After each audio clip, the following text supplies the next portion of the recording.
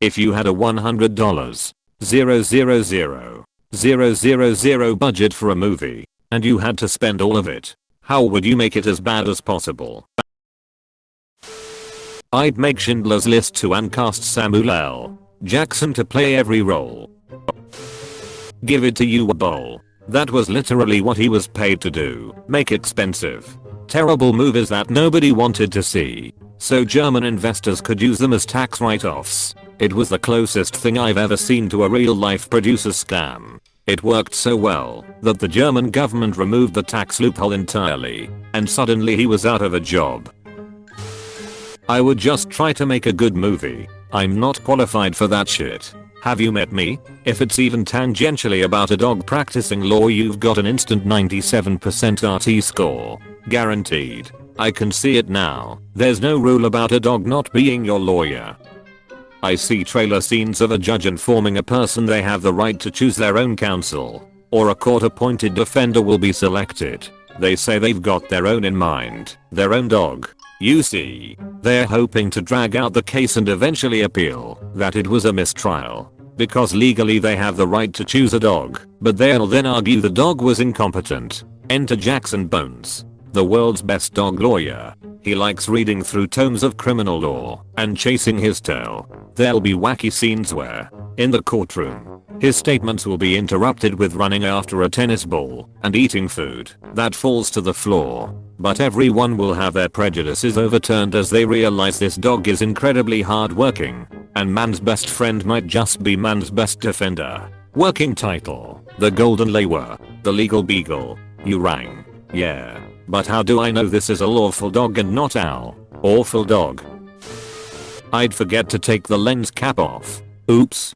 Right up until art critics call it an avant-garde examination of blindness and exclusion in society, and it sweeps in awards season. This guy watches Bojack.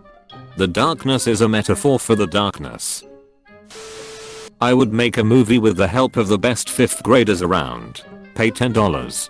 000 to about 9,000 of them to create their best work in manuscript paint. The remaining 1,000 will each get $10. 000 for their contributions in video editing, voice acting, but most importantly, creating the score comprised of many recorders, and only recorders. I'll take my Oscar now, please. Best Director. Send a camera to space on a reasonably small rocket and release the raw footage. 2020, a space commodity. I would just remake Cats as that had a $95 million budget and pocket the spare $95 million. I didn't realize how easy the question was.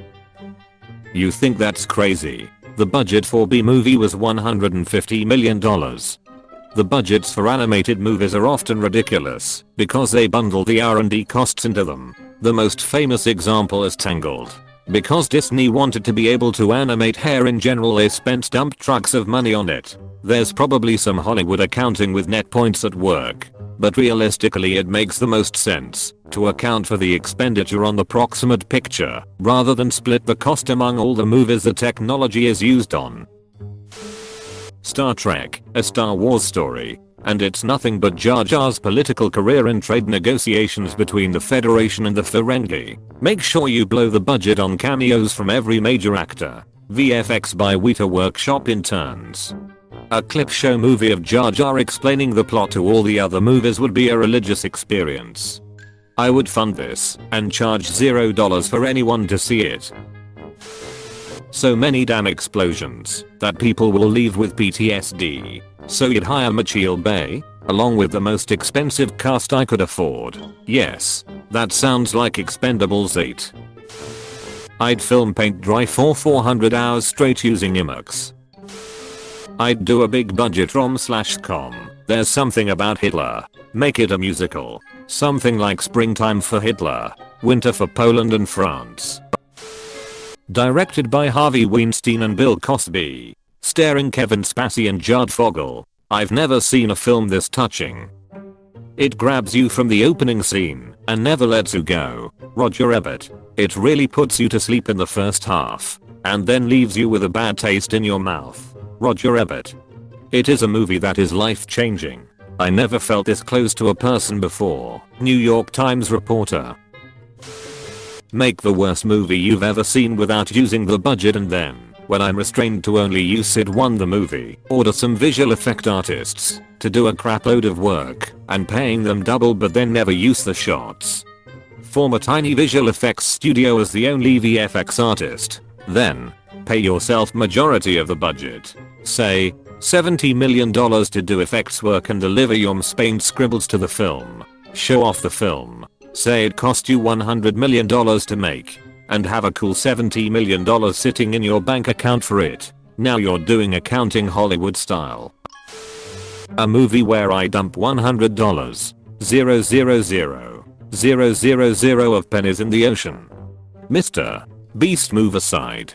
To make it even better, I would buy enough helicopters and equipment to drop a massive amount of coins all at the same time, as well as some high quality slow-mo action from underwater of all the rain dropping in at once. Okay, but I would actually enjoy watching that. Sounds so satisfying. Adam Sandler, Nicolas Cage, Matthew McConaughey. Entire thing is in a Walmart parking lot. Directed by Michael Bayhash. Look, kid, I'm calling you on behalf of the studio and they love it. I mean positively love it. That being said, the boys have focus grouped a couple ideas and we think they really add on organically to your project here. First off, they want a love triangle. Sandler loves Cage. He loves Matt. And Matt loves Sandler. They'll get real catty about it. Now we wanna make sure this thing plays well in the international market. So we are gonna swap Walmart out for a Chinese grocery store. Trust me, it clicks in naturally to the script. We'll just change the names of Dan, Josh, and Phil to Wang, Z, and Chen. Same actors. Doesn't matter. Anyways, we were also thinking we could finally make good on a bid put forth by Ford by making sure every car in the lot is a Ford. We're thinking lots of good branding close-ups. And the boys in the writer's room added a couple lines or two about how amazing the car is. It fits naturally. Anyways, just wanted to run these teensy tiny changes by you as the project gets into gear. Good luck on your new film, to be published under your name. I hate reality so much. I'd hire all the most famous actors and actresses and make them play parts of a few sex each where they just die. For 3 hours. 2 hours of some dude eating a hamburger. Build a functional spaceship for a sci-fi film, but leave no money for the fuel to get it off the earth. An hour and a half of the making of what could have been. Call it what could have been just to trigger everyone. A different camera angle every 1.5 seconds. No matter what scene. That's already been done. Armageddon and Terminator Salvation are two obvious examples off the top of my head. I'd hire George Lucas to do the dialogue, especially the romantic dialogue. As Harrison Ford famously said, "George, you can type this shit, but you can't say it. You're evil." Here's my idea for the worst movie ever. It's about a brilliant Jewish scientist named Bernard Weinstein, and takes place in the year 2025. One evening, Weinstein has the breakthrough of a lifetime and invents a time machine. Being a proud Jewish man, he decides the ultimate way to test it would be to go back to the year 1940 and kill Hitler before the Holocaust and save millions of his order. Weinstein travels back in time, tracks Hitler down, and murders him, elated at the success of his time machine and with his vengeance. Weinstein travels back to 2025, excited to live in a world without the Holocaust. He spawns in his laboratory, only to find that the world is in shambles. Society as we know it has collapsed. The world has been through years of nuclear war. There is no economy, no operating infrastructure, and complete anarchy. It turns out Hitler was right. The Jewish people were fucking everything up.